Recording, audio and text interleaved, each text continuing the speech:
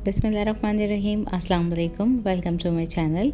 आज आप लोगों के साथ शेयर करी हूँ डेज़र्ट की रेसिपी, जो कि बहुत ही इजी है, सिंपल सी है।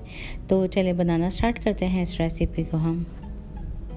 तो इस डेज़र्ट को बनाने के लिए हमने ये बिस्किट्स लिए हैं, जो कि कैरामल बिस्किट हैं। बिल्कुल इसका टेस्ट कैंडी बिस्किट्स की तरह है, जो कि पाकिस्तान में काफ़ी फेमस है। तो ये हम चॉपर में डाल देते हैं। इसको बिल्कुल बारीक सा हम चॉपराइज़ कर लेंगे। तो इसको हमने इस तरीके से चॉपराइज़ कर लिया है। इसको हम बोल में डाल देते हैं और अब हम इसमें डालेंगे पिघला हुआ मक्खन, जो कि है 2 खाने के चमचे। तो ये ऐड कर देते हैं। इसको मिक्स कर लेंगे हम। तो बिस्किट्स को हमने मिक्स कर लिया है। अब हमने यहाँ पे इस तरीके के कप्स लिए हैं, जो कि डेज़र्ट्स के हैं। तो इन छोटे छोटे कप्स में हम इसको असेंबल करेंगे। तो पहली लेयर हम इन बिस्किट्स की डालेंगे और इसको हम सेट कर लेंगे और इसको साइड में कर देंगे। आ जाते हैं नेक्स्ट स्टेप की तरफ। अब डेज़र्ट बनाने के लिए हमने 300 ml दूध का इस्तेमाल किया है, जिसमें से हम 200 ml दूध का भी इस्तेमाल कर रहे हैं। 100 ml हम बाद में इस्तेमाल करेंगे। तो यहाँ हम सॉस पैन में 200 ml दूध डाल देंगे। साथ ही हम डालेंगे इसमें 1 खाने का चमचा कॉर्नफ्लोर। इसी के साथ अब हम डालेंगे इसमें 2 खाने के चमचे मैदा और साथ ही हम डालेंगे इसके अंदर 2 खाने के चमचे चीनी चली गई। अब डालेंगे इसमें हम 1 खाने का चमचा मक्खन, जो कि अनसॉल्टेड है, ये चला गया। इन तमाम चीज़ों को अच्छे से मिक्स कर लेंगे और अब हम इसको चूल्हे पे पकने के लिए छोड़ देंगे। तो बिल्कुल हल्की आंच पे इसको हम पकाएंगे। तो सॉस पैन को हमने चूल्हे पे रख दिया है। बिल्कुल हल्की आंच पे इसको हम पका रहे हैं और लगातार चलाते हुए हम इसको थिक कर लेंगे।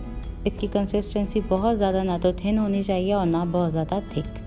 तो बस इसको लगातार चलाते हुए हम मिक्स करते जा रहे हैं। अब हम इस स्टेज पे शामिल कर देंगे इसके अंदर आधे खाने का चमचा वनीला एसेंस और इसको डाल के मिक्स कर लेंगे।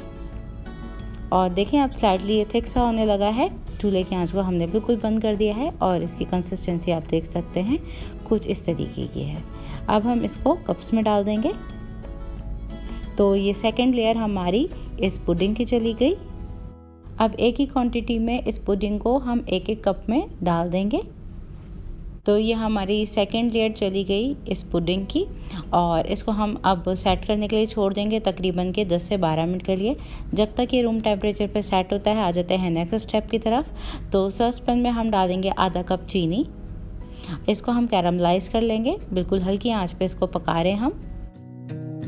अब 1 से 2 मिनट के बाद हम इसको चला रहे हैं और देखें इसकी शक्ल जो है वो वाइट से थोड़ी सी लाइटली ब्राउन सी होना स्टार्ट हो गई है, इस तरीके की हो गई है।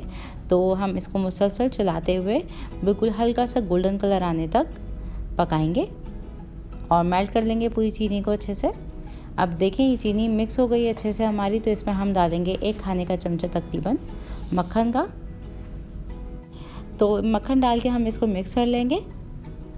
अब देखें ये स्लाइटली मेल्ट सा होने लगा है। इस स्टेज पे आके हम इसमें शामिल करेंगे दूध, जो कि हमने 100 ml दूध उठा लिया था। तो ये दूध हमने डाल दिया है इसमें। इसको डालते हुए मिक्स करेंगे अच्छे से और 5 से 6 मिनट के लिए हम इसको पका लेंगे। अब तकरीबन 5 से 6 मिनट के बाद इसकी कुछ इस तरीके की शक्ल आ गई है और ये हमारी कैरामल सॉस बन के रेडी हो गई है। आखिर में हम इसमें डालेंगे 1/4 चमचा नमक का और डाल के इसको अच्छे से मिक्स कर लेंगे और इसको स्लाइटली ठंडा कर लेंगे। तो ये कैरामलाइज सॉस हमारी बनके रेडी है। इसको हम पोर कर देते हैं अपने एज अ थर्ड लेयर। तो इस पुडिंग के ऊपर हम डालेंगे इस कैरामल सॉस को अब, और इसी तरीके से हम थर्ड लेयर लगा देंगे इस कैरामल सॉस की। तो इसको आप बनाइए दावतों में, किसी भी पार्टीज़ में, ये बहुत ही अच्छे लगते हैं इस तरह के डेज़र्ट शॉट्स, और टेबल बहुत अच्छी लगती है दावतों की। तो ज़रूर ट्राई कीजिएगा, ज़रूर बनाइएगा और इसका फ़ीडबैक मुझे ज़रूर दीजिएगा।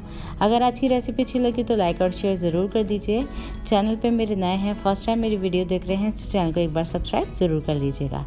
Thanks for watching my video. Next recipe तक के लिए इंशाल्लाह अल्लाह हाफ़िज़।